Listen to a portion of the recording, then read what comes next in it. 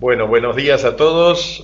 Bienvenidos a esta nueva videoconferencia que hemos organizado sobre la problemática del ausentismo. Vamos a ver primero algunos avisos parroquiales y la metodología que vamos a desarrollar durante esta charla.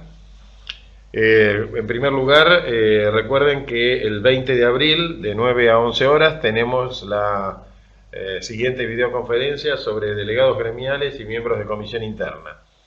Vamos a hacer y vamos a profundizar en esta videoconferencia próxima, algo que nos han pedido la mayoría de ustedes cuando estuvieron conectados en otras videoconferencias, todo lo que tenga con el relacionamiento de el área de recursos humanos con los delegados, las atribuciones que tienen, qué potestades tienen dentro de la empresa, dentro del establecimiento, cómo funcionan las licencias gremiales, cómo es el desarrollo de las actividades internas que tienen que generalmente realizar ustedes con ellos en cuanto a los petitorios, en cuanto a los reclamos que tengan los delegados y su tramitación, cómo establecer una metodología para procedimientos de reclamos.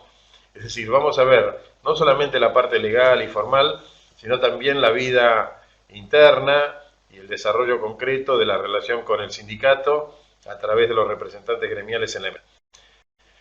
Por supuesto, también vamos a analizar todo lo que es la tecnología, que sistemáticamente provocan medidas de fuerza, el problema de las asambleas espontáneas que interrumpen la producción, las asambleas en cruce de turnos, las reuniones de los delegados que desactivan gente que está trabajando en la línea, las atribuciones que tienen los delegados para poder interrumpir la producción o para poder reclamar la presencia de ciertos trabajadores sacándolos de la producción, todas las situaciones abusivas, el uso abusivo de los delegados o de las reuniones, el uso abusivo de mismo que tienen los delegados para poder flexibilizar su relación, las horas de crédito en los cuales pueden hacer su tarea gremial cobrando el sueldo, cuándo no deben cobrar el sueldo y cuándo no debe pagarse el sueldo, si el delegado debe trabajar o no, que obviamente es una obligación del delegado dar el ejemplo y debería trabajar, pero en muchos casos las empresas han tolerado que no trabaje, con lo cual le han facilitado la tarea para el activismo y para provocar conflictos. En fin, vamos a ver la parte práctica fundamentalmente, siempre decorada, siempre rodeada de los aspectos que tienen que ver con la formalidad. Con respecto a la charla de hoy, como siempre, recibimos las consultas a través de internet por un correo que hemos habilitado expresamente, como siempre, que es consultas@dediego.com.ar, reitero, consultas en plural @dediego.com.ar, donde Alejandra, nuestra asistente, va a ir clasificándolas y en la medida que sean compatibles con los temas las vamos a ir contestando, pero les aclaro a todos para tranquilidad, sobre todo de los que toman nota y de los que hacen un apunte de esta charla, que los slides los vamos a mandar a todos los inscriptos, con lo cual no tienen que copiar los slides porque van a recibir una copia completa de ellos. Y un tiempo después de la conferencia, después de que nos hayamos tomado el tiempo para poder hacer el trabajo, recibirán también todas las preguntas que se hicieron durante la conferencia contestadas por escrito. Algunas preguntas a veces se tienen referencias a otras, pero contestamos todas las preguntas, aún aquellas preguntas que no se hayan respondido en la conferencia. Sí, inclusive incluimos las preguntas que se hacen durante la conferencia como para que les quede un breve resumen de lo que estuvimos hablando. Bueno, ahora vamos a comenzar. Primero vamos a ir desde la parte más general a la parte más particular. Es muy larga nuestra videoconferencia de hoy.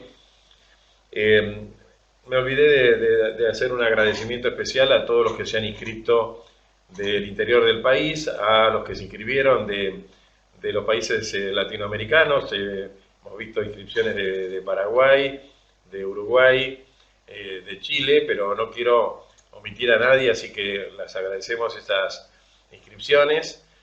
Y la abrumadora inscripción de las distintas provincias y de las locaciones de las empresas en la Patagonia, por ejemplo, donde tenemos una cantidad importante de inscriptos, en la zona de Cuyo y también la zona del noreste y del noroeste argentino, además de los que se encuentran a alguna razonable distancia dentro de la provincia de Buenos Aires.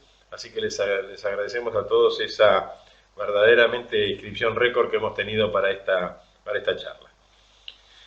Bueno, vamos directamente un poco a la introducción, también es para que se terminen de anotar y de incorporar a la videoconferencia a todos los que se inscribieron. Ya tenemos un número bastante razonable de conexiones verificadas, así que vamos a empezar con el temario. Bárbaro.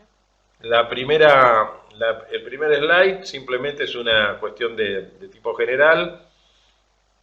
El ausentismo, que es un problema claramente endémico ya en la Argentina y que ha tenido la dificultad durante estos últimos años de que de un modo o de otro las acciones sindicales, la actividad de las comisiones internas y también los reclamos de los propios trabajadores asociadas a alguna cantidad de fenómenos que vamos a analizar durante la videoconferencia, se ha convertido en un tema clave para las empresas porque les ha bajado considerablemente la productividad.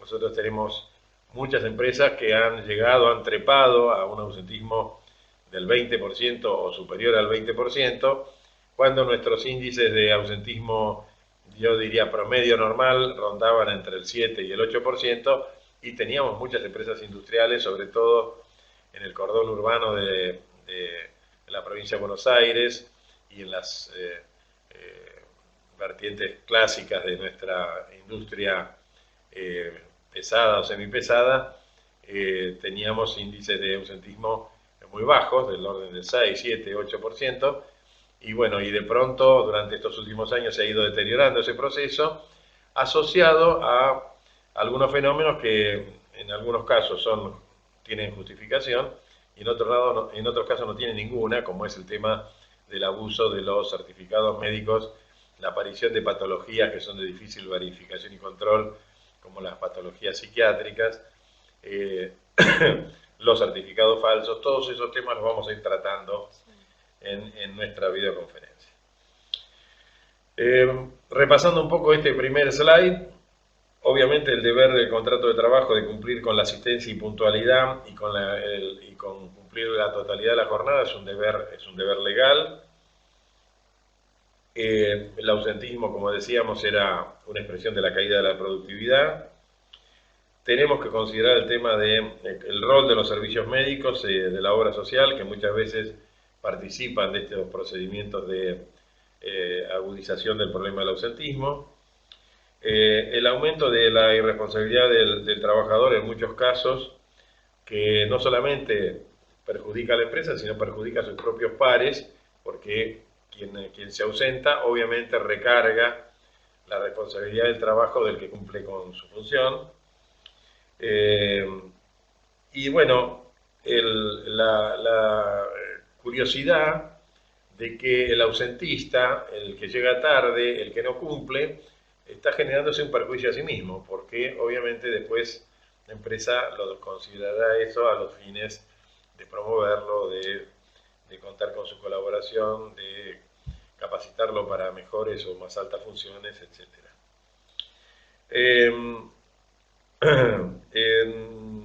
Durante la charla vamos a ir citando algunos fallos, no para fastidiarlos con jurisprudencia, sino para que vean que muchos de los temas que habitualmente se tratan en las empresas son tratados también por los jueces y tienen a veces alguna derivación interesante. El fallo que estamos citando en este primer slide tiene que ver con los distintos sistemas de asistencia y puntualidad o de premios que tiene una empresa en distintos establecimientos, y que se consideró que la aplicación de esos mecanismos no es discriminatoria porque está en el contexto de cada establecimiento, que a su vez cada establecimiento de esta empresa puede tener características particulares.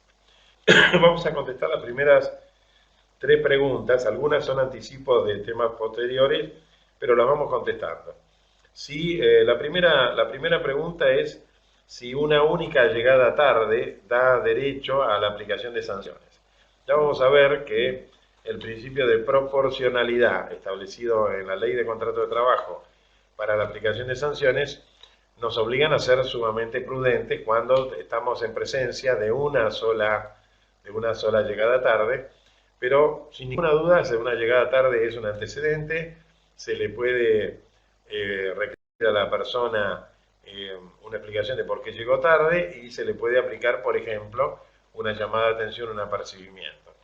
Recién después de varias llegadas tarde es recomendable aplicar la primera suspensión de un día, porque muchas veces la llegada tarde es un fenómeno originado no en la mala fe del trabajador, no en que no tomó las precauciones, sino a veces en cuestiones de fuerza mayor como dificultades de transporte, a veces obstrucciones de las vías de acceso por alguna manifestación, etc.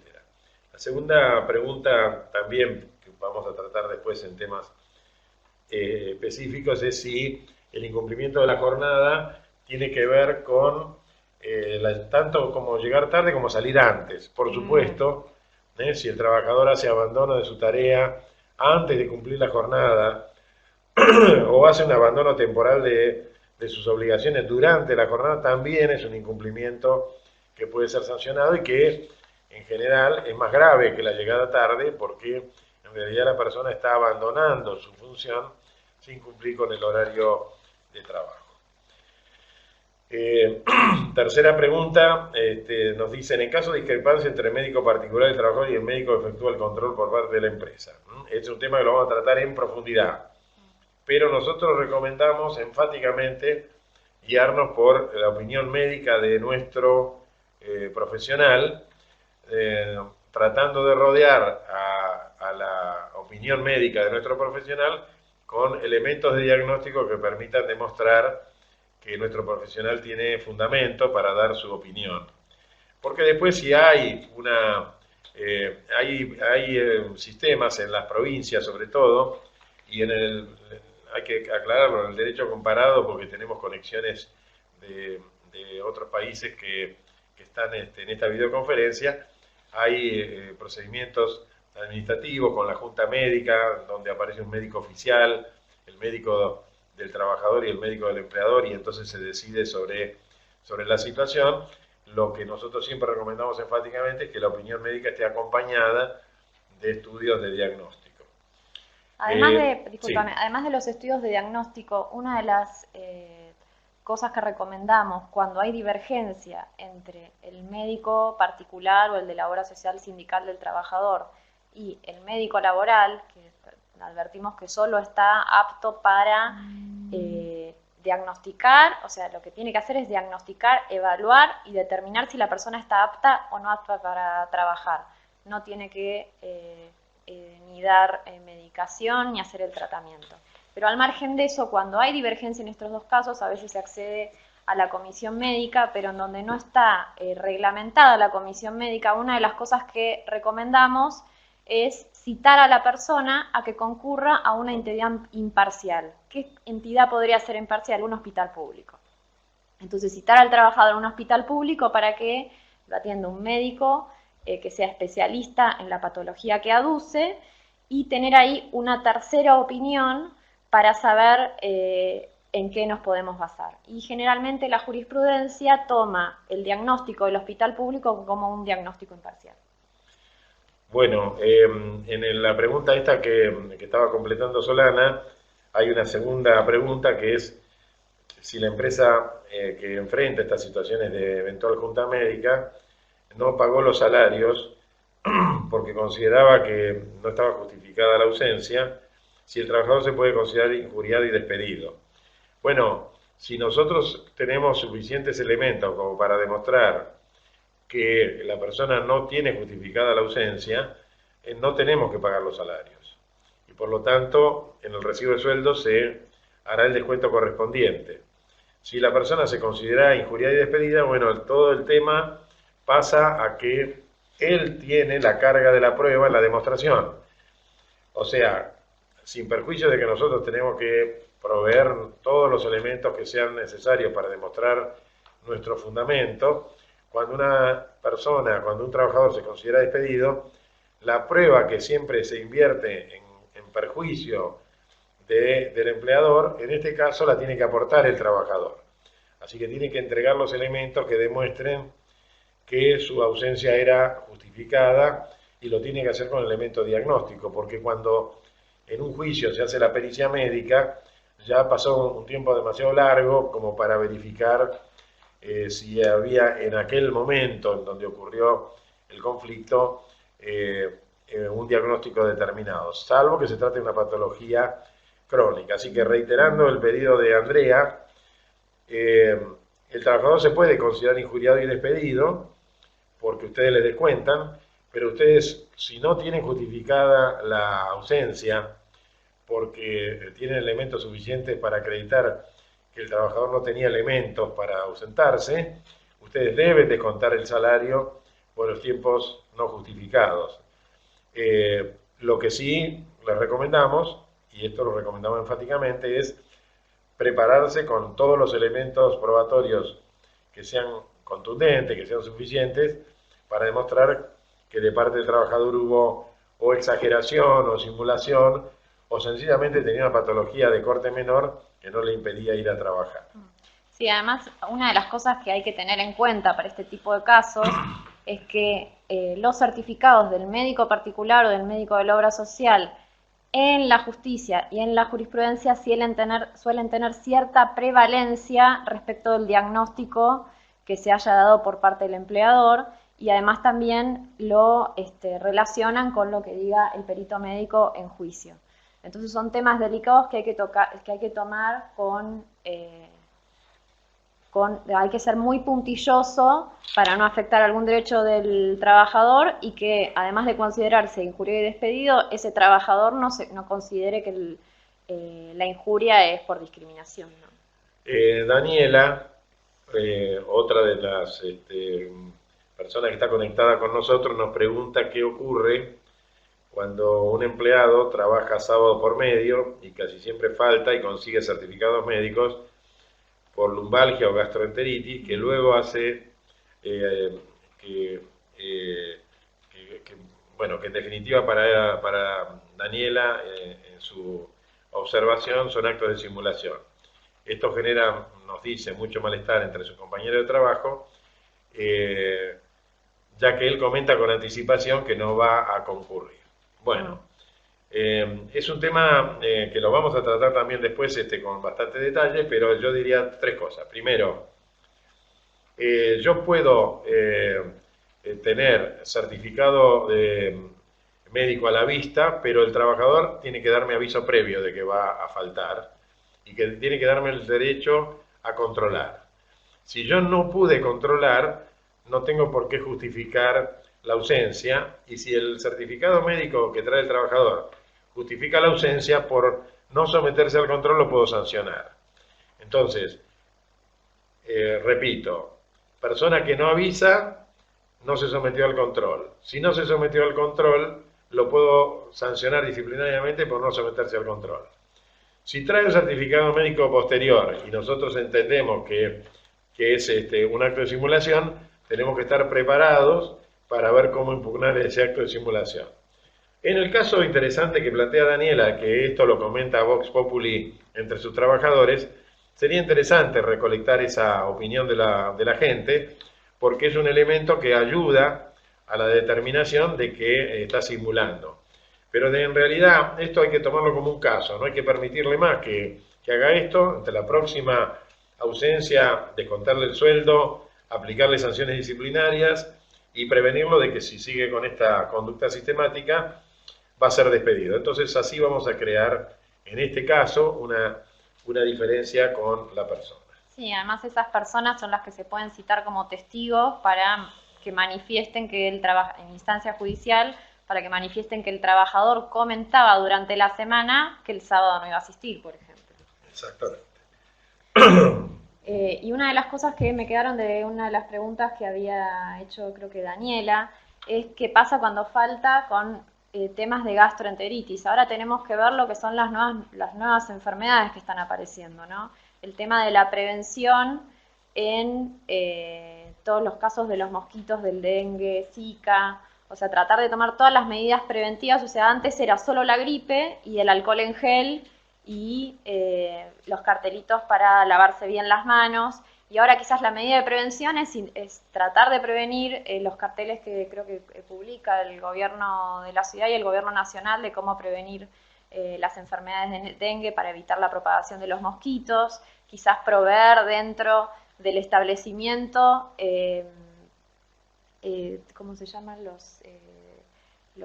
no me sale ahora el nombre, las pastillitas para espantar a los mosquitos, para ahuyentar a los repelentes, el uso de repelentes, etcétera. Y el tema con la gastroenteritis es que hay varios casos, creo que hoy justo anunciaron que en Temperley había como por un tema del agua, como que está apareciendo como nuevas enfermedades que podrían ser válidas o no, dependiendo del lugar donde esté. Entonces también hay que evaluar el lugar donde esté y si hay alguna alerta en que haya algún tipo de enfermedad, por más de que no sea una patología de un lugar endémico, ¿no? Bueno, acá avanzamos con las fallas y omisiones. No sé si querés agregar alguna otra pregunta o avanzamos. Llegaron otras preguntas que las vamos a ir contestando a medida que las vamos desarrollando los temas para no anticiparnos. Bien, bueno, ahora vamos con las fallas y las omisiones y falencias preventivas en materia de ausentismo, que ya algo Julián había mencionado. En el proceso de selección, falta de compulsa de antecedentes. Acá es importante, se puede tener acceso a la historia clínica, se puede analizar el lugar de precedencia, patologías crónicas o si viene de una zona endémica. A veces no se hacen las entrevistas o el psicotécnico suficiente como para determinar si esa persona está apta para las tareas, qué actitud tiene frente al trabajo. De ahí se puede observar si es una persona responsable, si va a cumplir con las órdenes e instrucciones del empleador o si tiene cierta resistencia a la autoridad. Entonces de ahí se pueden desenmascarar ciertas situaciones que se pueden prevenir porque se pueden dar más adelante. Hay test de comportamientos, de conducta. Fíjense, algunos ejemplos de medidas preventivas que se deberían tomar y que después traen dificultades en el trabajo. El no haber revisado bien la historia clínica puede determinar que una persona ingrese con una patología o con una labilidad, o sea, predisposición hacia una determinada enfermedad, justamente en contra de las características del trabajo que va a hacer. Ejemplo, una persona que viene con antecedentes de lumbalgia que sea contratada para tareas de esfuerzo. Una persona que viene con una patología inculpable, como es el caso del mal de Chagas, con un avanzado deterioro de todo su estado de salud, sobre todo cardiológico, y sin embargo se la contrata para realizar tareas de esfuerzo. En fin, en esta materia hay una cantidad muy grande. No, yo escuché un caso de una persona que era alérgica a una sustancia química, creo que era del paracetamol, y estaba trabajando en un laboratorio donde justo manejaban esa droga. Entonces es importante que se revisen bien todos los antecedentes y que se adecúe el examen preocupacional a las tareas que va a hacer el trabajador. El examen preocupacional no es una formalidad legal. Lo es también, es decir, de acuerdo a la ley de higiene y seguridad, todo trabajador antes de ingresar tiene que tener un... Claro, no es solamente. Claro, tiene un certificado, tiene que tener un certificado de apto en el examen preocupacional. Pero nuestros exámenes preocupacionales a veces son demasiado básicos, demasiado elementales. Cuando el médico detecta que hay una patología que requiere un estudio adicional, es conveniente que el examen preocupacional profundice, porque estamos previniendo una situación que no va a actuar solamente en perjuicio de la productividad, también va a actuar en perjuicio de la persona y después va a generar otras contingencias. Por ejemplo, además de la labilidad y de patologías preexistentes, el tema de las varices, el tema de las lumbalgias, el tema de estados de artrosis muy avanzados, los antecedentes familiares que indican predisposición para una cantidad muy importante de patologías. Todo lo que depende de una adecuada investigación en el estudio preocupacional de salud, no tenemos que hacer el estudio preocupacional de salud solo por la exigencia legal de tener una constancia de apto o no apto, tenemos que avanzar sobre el detalle. Acuérdense que hay un elemento muy importante que es, supongamos que tengamos una persona que tiene una patología preexistente, que ha sido detectada y que resulta ser un trabajador de gran utilidad para la empresa y así todo lo quiere contratar. Se lo puede contratar bloqueando la incapacidad anterior. Claro. ¿En qué consiste esto? La misma ley de riesgo del trabajo permite, en un procedimiento que es de aplicación a todo el país, hacer los estudios, determinar el grado de incapacidad por la patología detectada a la fecha del ingreso, presentarlos ante la autoridad de aplicación y con eso bloquear los posibles reclamos que pueda tener la persona en el futuro de la patología preexistente. Claro, si a eso, perdóname, si a eso le asociamos con que la tarea que tenga que cumplir no tiene que ver con un proceso de agravamiento de esa patología, podemos ingresar personas que están con enfermedades o con accidentes preexistentes sin que esas patologías después puedan ser reclamadas en como indemnizaciones o como daños y perjuicios a la nueva empresa. Claro, el examen preocupacional es la foto de la persona. Entonces yo con esa foto tengo un antes y un después. Desde el examen preocupacional, todo lo que diga de patologías que tenga el examen preocupacional va a servir como para que la empresa se pueda cubrir respecto de las patologías anteriores al ingreso de la relación. Porque si yo omito hacer el examen preocupacional, el trabajador tranquilamente puede decir, no, esto no existía, se generó en ocasión de trabajo y durante la prestación de tareas y forma parte de una enfermedad profesional, por ejemplo. Esto es un resguardo para la empresa, no solo una obligación. Vamos a ir viendo distintos casos. Está más adelante. Sí, pero la verdad es que algo que no quiero dejar de destacar es que cuando uno detecta una patología, para ver si la persona es apta o no apta, esto tiene máxima confidencialidad para el médico, con lo cual nosotros no tenemos acceso a la información confidencial, sino que tenemos acceso a si es apto o no apto, y que hay un límite muy, muy delgado entre rechazar a una persona porque no es apta y los actos posibles considerados de discriminación por parte de nuestros jueces. Si hay algún fallo ya que con una fuerte prueba sostenida por el trabajador, por un aspirante, fue condenado a una empresa a pagar los daños y perjuicios por discriminación, habiendo detectado que tenía HIV positivo. Sí. Claro, al momento de la selección fue eso. Y también hay otro caso, pero creo que los vemos más adelante, pero ya que los comentamos ahora, y hay otro caso donde fue desvinculada una persona que estaba con esta patología y la justicia hizo que le extendiera de por vida la cobertura de la obra social. También un caso de HIV. Como bien comentaba Julián, cuando hay alguna patología es obligación del médico, más si esta patología es desconocida por el trabajador, es obligación del médico que realiza que se contacte con el trabajador y le informe si tiene alguna patología que pudiera desconocer, porque se hace una entrevista cuando hacen el examen preocupacional y que pudiera desconocerla, ya sea HIV, que igual para hacer el estudio de HIV se necesita, todo es de público conocimiento, que se necesita la conformidad por escrito del trabajador al momento de hacer el análisis, pero también puede aparecer algún otro tipo de enfermedad que el trabajador desconoce y que es obligación del médico comunicarla. Bueno, vamos a empezar con llegadas tarde y ausencias. Bien. Para ir viendo ya en forma específica los distintos temas, ¿no? Bien. Bueno, ¿qué es llegada tarde? Y de paso vamos contestando alguna pregunta. Si una llegada tarde 1 minuto, 2 minutos, por ejemplo, nos están preguntando, ¿es una llegada tarde? O si hay un mínimo para que se constituya la llegada tarde. En realidad, el deber de puntualidad y asistencia es un deber legal y es un deber contractual. Y la llegada a horario, tenemos que partir de una premisa básica que es el horario de comienzo de las tareas es el horario en el cual la persona se encuentra en condiciones de estar frente a su lugar de trabajo.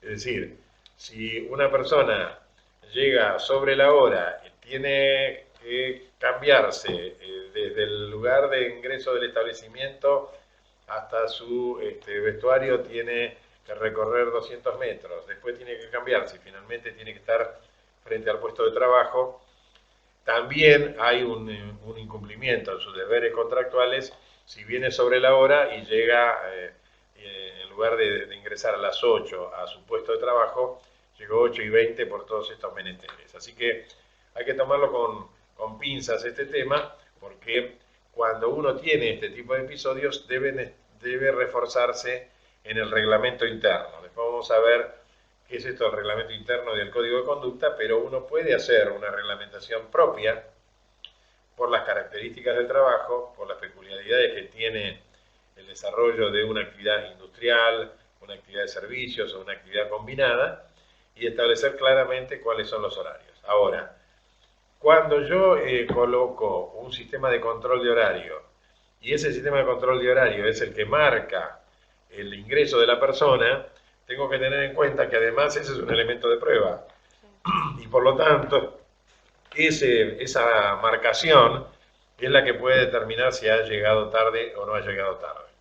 Sí, legalmente no hay un mínimo de tolerancia, generalmente se basa en el reglamento interno, en el código de conducta establecido, si hay algún régimen de tolerancia en los minutos. La realidad es que si la persona llega tarde, y más en los casos donde trabajan por turnos o la persona que llega tiene que relevar a otro trabajador.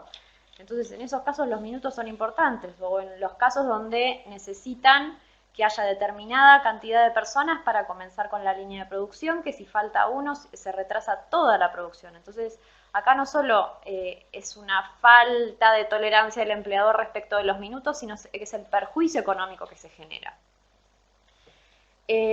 Vamos a avanzar con los casos de llegadas tarde. Bueno, como bien decía Julián, nosotros tenemos la documentación, el registro de ingresos y egresos respecto del sistema que tenga el trabajador.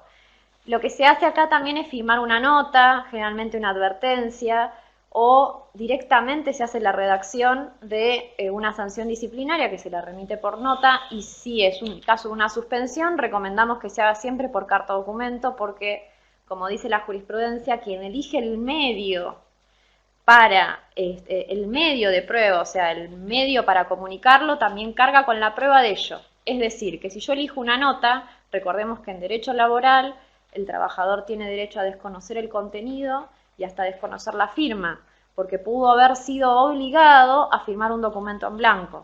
Entonces, ¿qué es lo que nos resguarda la carta documento? Que se confirma el emisor, se confirma el receptor, y además tenemos la fecha de notificación que vamos a ver más adelante, que es muy importante. El tiempo de la llegada tarde. Obviamente que el tiempo de la llegada tarde va a incidir en el tipo de sanción que se aplique. Y tranquilamente, si la persona en la semana estuvo llegando tarde unos minutos, podemos hacer una sanción más grave dentro de la semana de acuerdo a la proximidad que exista. Y obviamente, los minutos que llega tarde son descuento de salario. Se aplique sanción disciplinaria o no, y eso trae aparejado la pérdida de premios por presentismo, que a veces son de los convenios colectivos de trabajo, a veces son premios por presentismo adicionales fijados en el contrato individual de trabajo. Muy interesante, acá ya hay varias preguntas sobre si se puede descontar el salario con motivo de la llegada tarde. Sí. Y hay algunas empresas que dicen, bueno, cuando una persona llega tarde más de 5 minutos se le descuentan los primeros 15. Cuando llega tarde más de 15 minutos se le descuentan los primeros 30. Bueno, desde el punto de vista estrictamente legal se puede descontar lo que la persona llegó tarde, ¿no? Sí, no de más. Claro, no un tiempo adicional como estábamos mencionando antes, que por ahí está relacionado con el momento que la persona se cambia o tiene un desplazamiento dentro del establecimiento de mucha distancia antes de llegar al lugar donde se puede cambiar y luego donde ocurre lo mismo con el tiempo que necesita para desplazarse al lugar donde tiene que tomar el servicio. Así que los descuentos de salario tienen que ser restrictivos. Nosotros siempre recomendamos el descuento del salario que corresponde a el tiempo de llegada tarde, y como dijo muy bien Solana recién, el que llega tarde, si lo hace en forma incidental, es muy poco probable que reincida. Pero el que es sistemáticamente una persona que llega tarde, ahí uno puede hacer una acumulación de tiempo bastante interesante y agregar a eso, a ese descuento del salario, las otras consecuencias, que son las que tienen que ver con los premios y los adicionales. Otra pregunta: ¿qué pasa con el tema de los estudios psiquiátricos? Son muchísimas los certificados que hay sobre enfermedades fantasmas de los estudios psiquiátricos. Aquí llamo enfermedades fantasmas a la persona que no tiene una patología verificada o comprobada, pero disimula o simula que la tiene, y obtiene certificados con licencias muy prolongadas por tratamientos psiquiátricos que son o exagerados o inexistentes. Nuestra recomendación, enfática recomendación a todos, es que hay que contratar un servicio especializado para chequear la enfermedad psiquiátrica de la persona a través de las entrevistas, a través de los métodos de diagnóstico modernos, realizadas por médicos especializados en psiquiatría, porque de lo contrario no tenemos un documento sólido para enfrentar los casos de simulación. Y cuando tenemos un caso de simulación, por supuesto, confrontar con los certificados, intimar a que la persona se reinstale y intimarla que lo debe hacer porque no tiene la patología o no tiene verificada la patología, y para nosotros es un acto de abandono de trabajo. Los dos temas más importantes son el contenido de la notificación del despido, y el segundo es la invariabilidad de la causa de despido. El 243 de la ley de contrato. Es decir, el primero es que para que el trabajador tenga derecho a defensa, el telegrama o la carta documento que notifica la extinción del vínculo tiene que tener un relato debidamente detallado de las circunstancias, el día, la hora que ocurrió y las circunstancias por las cuales la persona es despedida con causa. Es decir, tiene que haber una expresión suficientemente clara, como dice literalmente la ley, de las causales que motivan la extinción del vínculo, que impiden la continuidad de ese vínculo por los incumplimientos del trabajador.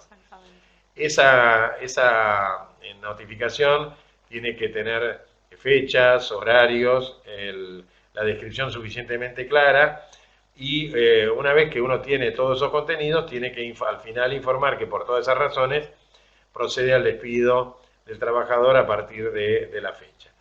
Todos estos elementos, si no se reúnen, el juez puede decir que no se le dio el derecho a defenderse al trabajador porque, por ejemplo, nosotros vemos muchas veces telegrama de despido que dice por falta de confianza se lo despide a partir de la fecha, y en realidad hay que describir cuáles son los actos que dieron lugar a la falta de confianza para que pueda ser procedente el despido. Claro, y la causa tiene que ser descrita de forma precisa, con indicación de fechas, con indicación de planillas, y eso es lo que va a ser nuestro fuerte al momento de contestar demanda y al momento de defendernos. Para terminar, la causal de despido no se puede variar, ni se puede matizar, ni se le pueden agregar elementos, ni se le pueden sacar elementos, ni se le puede agregar otra nueva causal con posterioridad a la notificación. Así que esto es lo que se llama invariabilidad de la causal de despido, que también invalida la legitimidad de un despido bien realizado cuando nosotros agregamos hechos posteriores. Claro, cuando recontestamos, ahí siempre tenemos que mantener el contenido de la carta documento y continuar ratificando cuáles fueron los hechos que se describieron en la carta documento de despido. O sea, no se pueden agregar otros datos, porque si yo después en la contestación de demanda digo no, porque también hay otras cosas, eso podría tomarse como que se está alterando la causa. Por eso la redacción de la carta documento de despido es muy importante y, como decía recién Julián, tiene que ser clara, precisa, detallada y con todos los elementos para que después nosotros los podamos probar. Bueno, hemos tenido en esta videoconferencia más de 100 preguntas durante el desarrollo del video, así que lo que vamos a hacer para tranquilidad de todos es, como ya lo anunciamos al comienzo, de todos los slides van a tener copia, se les va a remitir a los que se inscribieron y un tiempo después, probablemente la semana que viene, van a recibir todas las preguntas con su respuesta hecha por escrito. Por supuesto, las preguntas no tienen identificación ni de la empresa ni de claro, la no persona. son de las personas ni de las empresas que las formularon, simplemente las hacemos para que todo el mundo tenga y pueda mejorar el contenido de este video con las preguntas de otras empresas y de otras experiencias. Les recordamos que cuando difundimos la publicidad de otras videoconferencias, le pedimos a todos que nos sugieran nuevos temas para desarrollar y en este momento tenemos en primera fila, además de el régimen de ausentismo, el tema de los delegados, que lo vamos a ver el 20 de abril, de 9 a 11, miércoles que viene, con el análisis bien pormenorizado de todos los casos que tienen que ver con la relación de los delegados dentro del seno de las empresas, además de todos los temas legales y formales, todos los temas que tienen que ver con las discusiones, los petitorios, el desarrollo de reuniones de los delegados con el personal, las asambleas, que para nosotros son medidas de fuerza encubiertas, la interrupción de las tareas para atender los reclamos, etcétera, etcétera. Es decir, vamos a ver toda la operatoria interna de los delegados para el manejo de relaciones laborales. Tenemos prevista una videoconferencia para régimen disciplinario y despido con causa, y tenemos previsto otra para todas las situaciones de crisis. No vamos a hablar específicamente del procedimiento preventivo de crisis, sino vamos a hablar de suspensiones por causas económicas, de las dificultades que tienen las empresas para el pago diferido de salario, cuando las empresas tienen problemas de financiamiento por la caída del nivel de actividad, qué medidas se pueden tomar. Vamos a hablar del 223 bis, que son las suspensiones subsidiadas, del despido con indemnizaciones reducidas, del despido con indemnizaciones completas, de los planes de retiro voluntario, de los planes de jubilación o de jubilación anticipada. En fin, vamos a hablar un poco de todos los recursos que puede tener una empresa para enfrentar la crisis, dado que en algunas actividades, como ya sabemos, hay una disminución sustantiva del nivel de actividad y por lo tanto no se pueden mantener los mismos planteles ni las mismas situaciones en un plazo relativamente largo que puede durar este proceso de recuperación de la economía en Argentina. Muchas gracias a todos por haberse conectado y bueno, les vamos a tener informados de las nuevas videoconferencias. No se olviden de mandarnos recomendaciones o sugerencias de cualquier tema que les preocupe y a todos les mandaremos, entonces reitero, todos los slides y todas las preguntas contestadas por escrito. Sí, es muy enriquecedor cuando tenemos esta participación activa y recibimos tantas preguntas porque hace que la conferencia sea algo más dinámico y a pesar de que estamos en una videoconferencia podemos interactuar de la misma forma que cuando es una conferencia presencial. Agradezco, Julián, por invitarme a esta charla. Es una invitación recíproca, porque yo estoy sujeto a condiciones en este estudio. Decimos, vamos, ahí vamos. está, dale, vamos juntos. Bueno, muchísimas gracias a todos por estar con nosotros y nos conectamos en la próxima videoconferencia. Hasta la próxima.